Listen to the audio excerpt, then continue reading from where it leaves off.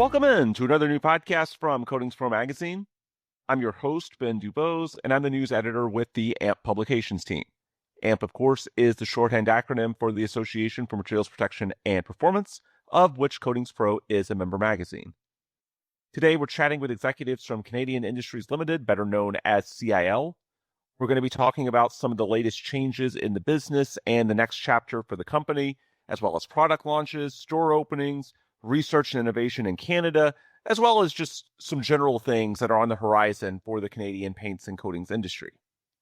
For those who don't know, in 2025, CIL was established as a standalone company from Pittsburgh Paints Company. And within that standalone company, we've got Tim Fisher and Brendan Dembler, co-president of CIL. They're going to be providing updates on what's ahead for the company, the state of the industry in Canada, and a whole lot more. So we've got a list of questions and topics that I want to get to today, but I want to start with introductions. Can each of you just tell me a little bit about yourself, your current roles with CIL, and your journey in the industry to this point? Tim, we can start with you. Yeah, Ben, and thanks for having us on. It's really a pleasure to be here. We love the opportunity to be able to talk about the company and the Canadian coatings market, which I think a lot of emphasis gets put on the U.S. side, but there's a lot to talk about here as well. So, my background is a little non-traditional for the coatings world. I spent the start of my career as an intelligence officer in the military, so pretty different experience from this one. But that was a fun beginning of my career. And then after that, transitioned into strategy and operations. Actually got some of my early work was in Canada, and I ended up a kilometer below the surface in an underground mine in Kirkland Lake, Ontario. For those that know where that is. But in 2024, that was when I started working with CIL, and I got to know the team and help develop the long-term strategy for the company.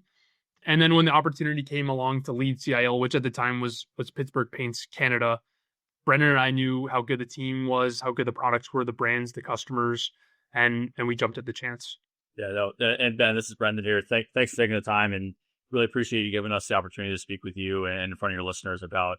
You mentioned a few things at the onset of your introduction there, but a lot of exciting things going on within CIL that we're always happy to talk about. It's a pleasure. So thank you. Yeah, similar to Tim, took a roundabout way to the workplace and ending with CIL. I took 2 gap years after high school to play junior hockey in Des Moines, Iowa, of all places. That was humbling. You learn that you're good, but you're not that good, and made the smart decision to go to school after that.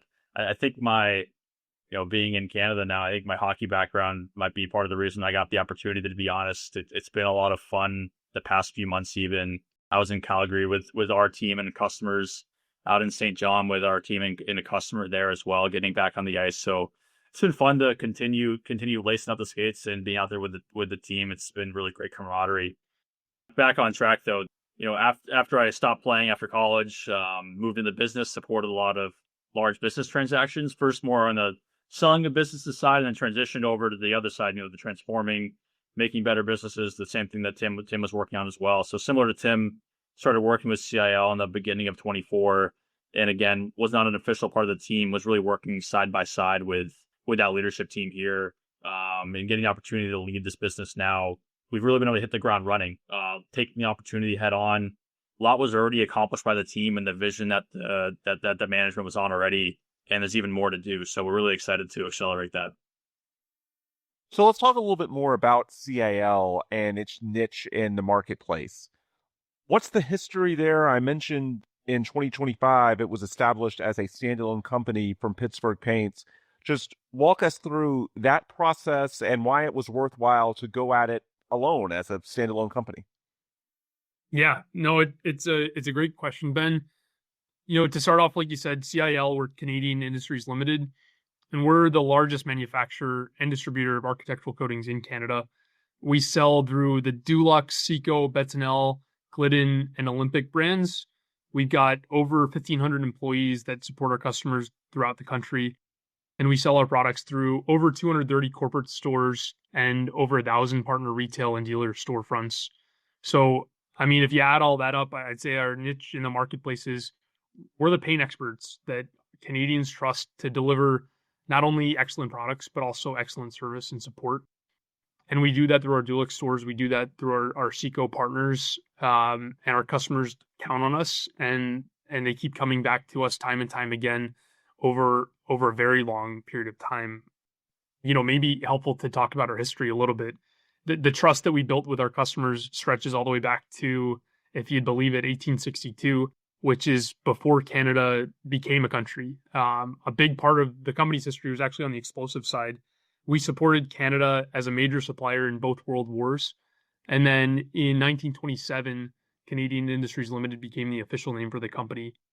And so in the century that's followed, CIL has been a household name, not just in Quebec and Ontario, which were kind of the historic strong centers for the company, but really across the country. And so, I think that history is important because when you ask about reestablishing CIL as a standalone company, it had a lot to do with acknowledging and honoring that history. And we asked ourselves, how do we serve our customers best? And it was by making significant investment into the country where we were founded and refocusing our strategy on our home turf. And I think so when Brendan and I came into the business, like I said in the intro, we were Pittsburgh Paints Company Canada. And the previous owner, PPG, really the center of that universe was Pittsburgh in the United States. And so in the PPG years, the ship was being steered from Pittsburgh. That's where the decisions were being made. And they didn't necessarily reflect the realities of the business. And I think, Brendan and I and the whole leadership team for that matter, we looked around at all the opportunities in Canada to invest and to grow the business. And all these opportunities had been put on the back burner. And so we said, there's just too many things to do here. The needs of the customers are unique, and we've got the opportunity to really take hold of our destiny in the market. And we've got the customers, we've got the team, we've got the products. Let's stand this business up as a truly Canadian one and serve this market. Yeah, maybe Ben, we can get going on this for a long time, of course, as you can tell. But like a good example of this is, there's geographies within the market here, in our home turf in Canada where, we didn't have stores, right? We didn't have the appropriate sales coverage to provide the service our customers expect of us. The product development prioritized to hit the U.S. market needs with PPG versus in Canada thinking about, the difference between the specification requirements and MPI, right? And even between provinces, those can change. The raw material regulatory differences, right? Which the CCA does a good job advising the whole industry on as well. So, for a long time, the priorities were being allocated. CIL wasn't at the top of the list because it was called Pittsburgh Paints Company of Canada. And what that means to us actually is I think it's a true testament to the strength of our brands that Tim mentioned, to the team, to the facility here in Vaughan. The business has been a fortress, but it didn't grow out. It didn't grow in the way that it probably could have, and we believe should. So, in September, we reestablished CIL, and we built out a very strong team, building off this really strong foundation, as I mentioned previously. And the 9 months that we've been here now, they've been transformative. We've been connecting with our customers in an even stronger way with the team in place here. And, going back to the new store openings that you mentioned, like we're excited to, really lean into that and, really put our foot back into the market on the Dulux side to be opening new store locations in 2026, 2027, and years beyond. So that'll be the first time in 8 years that happens with our Dulux stores business, and couldn't be more proud of that. You guys mentioned the customers just at a high level. Who are they, and what are the pieces of feedback that you're hearing from them as far as their needs, their challenges, and ultimately why going standalone with CIL can meet some of those? Yeah, Ben, I don't want to sound cliche. It probably will, but really every Canadian is our customer. And I mentioned all the brands. I mentioned the CIL, the Dulux, Glidden, Betsinel, Olympic. I mean, we do service across the entire coatings market. So whether you're painting your first home or you're leading a team to paint a new apartment building, you're likely a customer of CIL.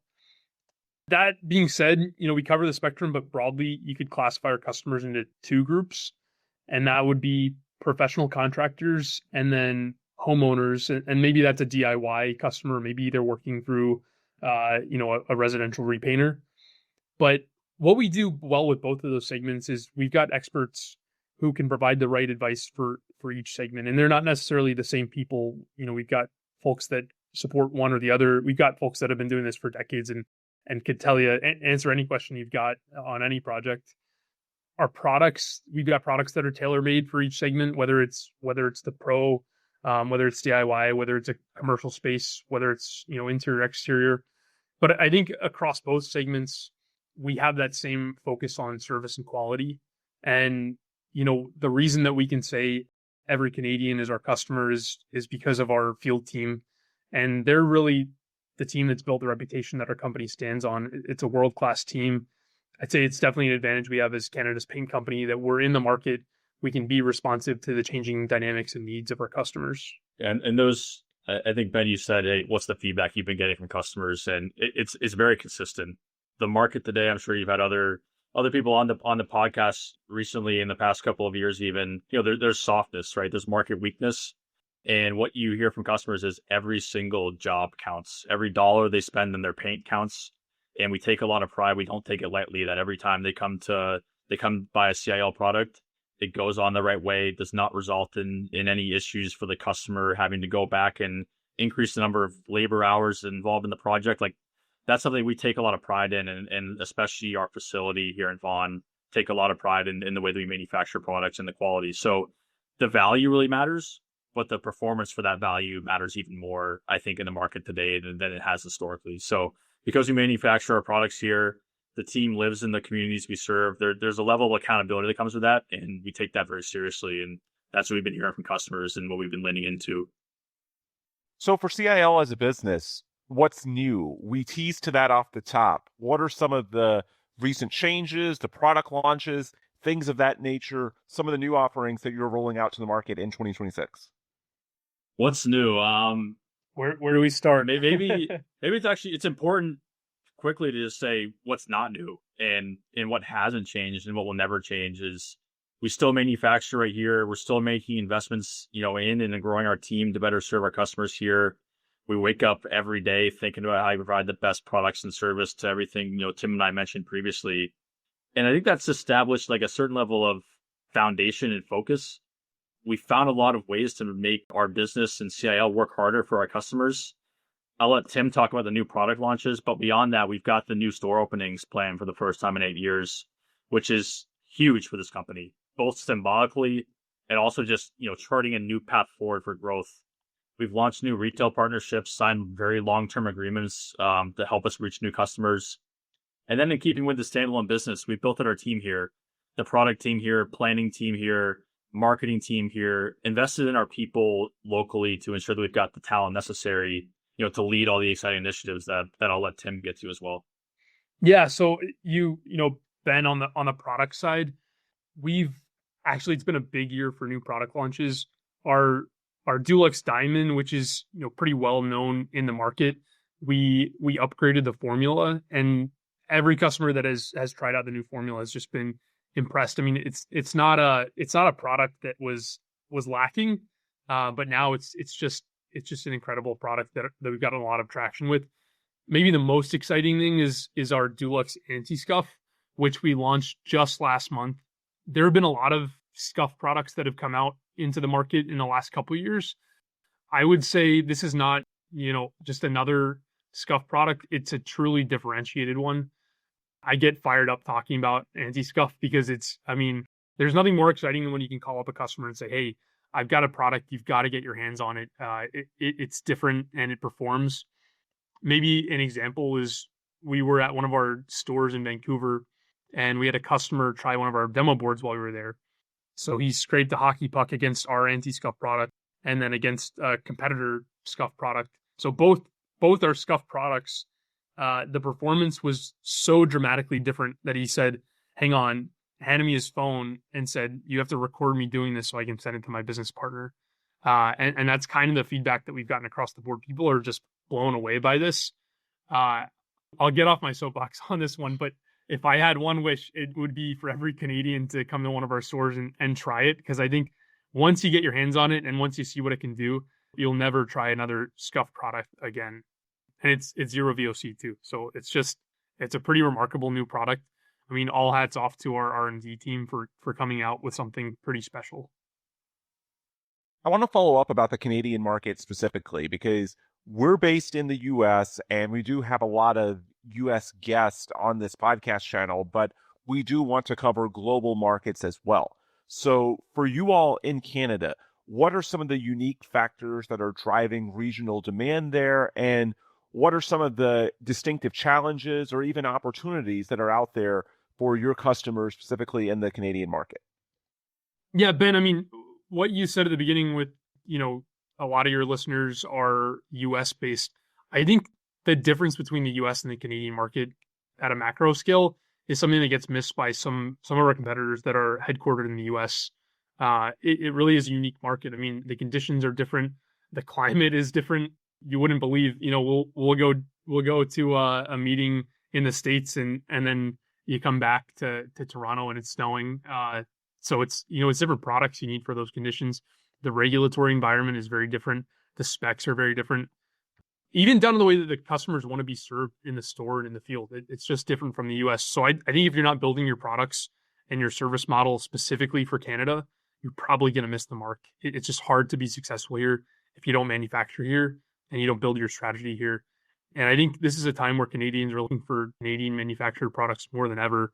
So it's a big opportunity for us. I mean, that's at the macro level. I mean, Brendan, you probably want to talk more at the Canada specific level. Yeah, I'm just trying to think a good way to put it in perspective for, you know, the listeners in the US as well. It's, you know, of course there's different products used in different applications if you're in, say, Ohio or you're in Texas, right? Different climates. But what's different, I think, in the Canadian market is the differences from province to province. Like you're operating, you can go directly west, directly east, and you can be in, you know, different markets, same climate, different products. And how we get that local knowledge and the teams that live there and serve there to get that feedback back to our product team here and really develop products that are right for that marketplace. Whether you're in Quebec, Ontario, out in the Atlantic, I mentioned St. John before, big presence for us there. You know, Western Canada, in Calgary, Saskatchewan, you know, Vancouver. These are all markets where you can't develop one solution and blanket apply it across the business. You really need to go market by market, determine, hey, is this a strong MPI market where we need to hit these qualifications, and we go back and we test our products in a different way and add something or change something that really improves our performance and gets back to that quality and performance point that we touched on earlier. So, you know, it really, the way that we've set up the business now with CIL, it's really, I think, enabled us to even improve upon that. We've done a great job historically. I think this enables us to provide the right products and support. I do want to take a quick moment to call out Quebec specifically, where our CICO business is headquartered in Boucherville. Our field team there, I can only say this because last night they took down Buffalo in Game 7, but you know they're playing like the Montreal Canadiens right now. It's, you know, it's win after win, just like the Habs seem to be doing. You know, with the level they're playing right now, our team there is next level as well, and why our business is so strong there, and something we'll continue to invest in. Yeah, it's interesting. And certainly there's more relatability to your customers. I was actually thinking about basketball today because down here I was watching Oklahoma City and San Antonio in the NBA's Western Conference Finals. Almost easy to forget what a priority the Stanley Cup playoffs are for you guys. So I'm sure a lot of the people that you talk to are appreciative of, you know, your local connection on many levels. As far as the remainder of 2026 and just looking forward, you just spoke to some of the unique factors about the Canadian market. Given that, what are your business priorities moving forward? What are, you know, as we enter the second half of 2026 and beyond, what are the things that you're trying to change or evolve as a business to make sure that you meet your customers where they are? Yeah, well, 2026 it's been slow thus far across the country. I mean, it's a softer market. I think probably you're feeling that down in the US as well. But I mean, I think with all the geopolitical challenges, we've got rising oil prices. We expect we'll probably see that some of that slowness continue throughout the year here. I think for us, for CIL, if there were going to be a time where things were slower, this would probably be the time we choose for that to be the case. I mean, look, if the market could be up all the time, that would be choice number one. But a close second would be right now, because our priorities are pretty clear. We're investing in our stores, we're investing in our manufacturing, we're investing in our team, and that investment takes time. And I think this market really gives us the space and time to do that right and to make sure that everything we're doing is with the customer in mind and it sets us up for the long term. I think if the market were screaming right now, it would divide our focus a little bit. But I think right now the market's strong enough that it funds the investment that we're making. And then we can set this thing up right. And by the time we're really into the swing of new store openings and we've got all our team members trained up, I think the market will help magnify those investments. But really our focus is just investing and executing with excellence. And that'll set us up for the long term. So I think it actually it's not a disadvantage for us right now that things have been a little bit slow, because really we're not 100% worried about 2026. We're worried about the next century of this company. Yeah, I think we'll see what I'm hoping to see is a correlation between Montreal's playoff run and paint sales. All we need to do for next year maybe is get all the Canadian franchises, deep into the playoffs and, create that sentiment across the market, and people being in a positive and great mindset. So I'm actually not to jump back on the sports topic, Ben, but I'm curious to see how that comes through in the numbers. And hey, Ben, you forgot about the Raptors, early playoff exit, but next year we'll be back there, I'm sure. Yeah, well, I'm based in Houston, and so we have a lot of appreciation for the Raptors because Fred VanVleet, who was a part of that Raptors championship team a few years ago, is now a part of the Rockets. Unfortunately, wasn't this year, missed the year with a knee injury, but there's definitely appreciation for the Raptors and those teams now that one of their more visible players is down here. And yeah, every time you watch the Raptors, the fans are amazing. The engagement, even relative to, high-profile teams in the States, it feels like is a step above. It's a really great atmosphere. So you mentioned beyond 2026 and it being not just about the short term, but really the next, decades, or I think you mentioned potentially a century. So we're talking well out into the future. So when you're trying to plot out and map out what that looks like, obviously it starts with research and innovation. So what's in the pipeline for you all? What are you targeting? Just speak to, I guess, the future of the Canadian paints and coatings industry, what's on the horizon, or at least what you can potentially envision being on the horizon. Can't give away all of our secrets, but we'll do our best. We'll do our best to give a little insight here. Maybe just building off of Tim's last point for a moment there. It's, trade flows change, trends change. I think what's important for us at CIL is, we got to be building the foundation for the long term, and the foundation and investing in innovation, like that will never change, right? So that's something that we know that we can always depend on, and we'll just continue doing regardless of any trends in the market or what we're seeing. So I think for the Canadian paints industry, the market's going to continue to push for a few things. I think it's local manufacturing. I think it's low and zero VOC products.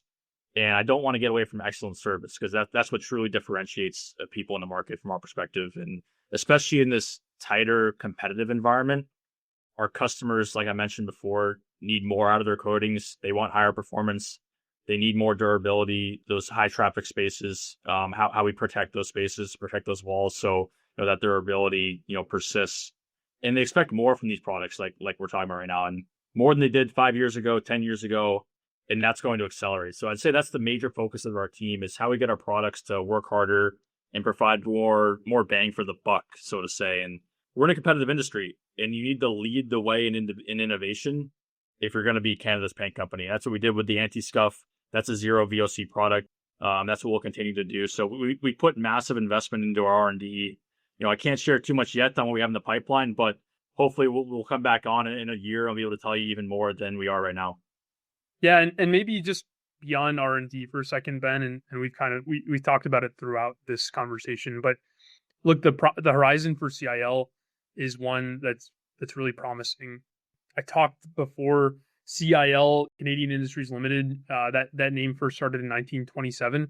So we turn 100 next year, but it'll be also the 1-year anniversary of reestablishing the company as a standalone.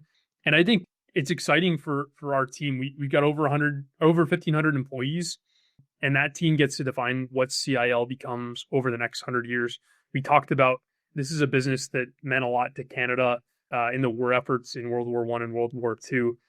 I think for all of us, it's a little bit more than a job. It's a legacy that we're building together, and it's exciting to think about, being able to point to our kids and our grandkids one day and say we helped build this company that means so much to Canada in this current standalone form. And there's a lot of exciting things happening right now, but we really believe that the best is yet to come.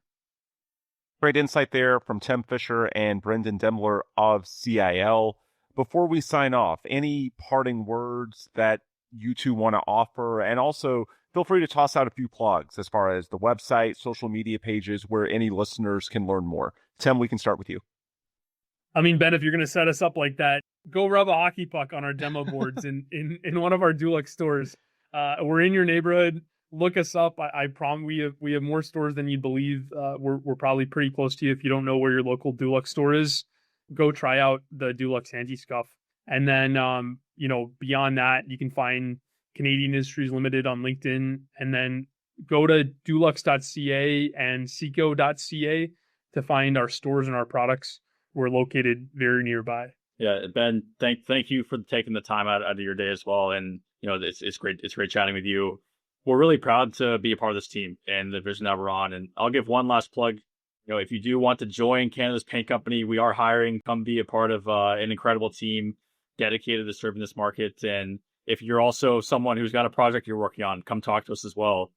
The team is there to support you and help you find the right solution. And we're going to make sure that it turns out exactly the way you want. It's what we love to do every day. So thank you to our team. Thank you to our great customers. And appreciate your time again, Ben. Absolutely. Great stuff there from Tim and Brendan. And with that, I think we can put a bow on today's episode. And as far as plugs, if you want more resources from our end at Coatings Pro Magazine, just check out our website at coatingspromag.com and search for the Coatings Pro interview series wherever it is that you listen to your podcast. Until next time, this is Where We Break. For Tim and Brendan, I'm Ben Dubose. Thanks again for listening, and please come back soon for more new Coatings Pro podcasts.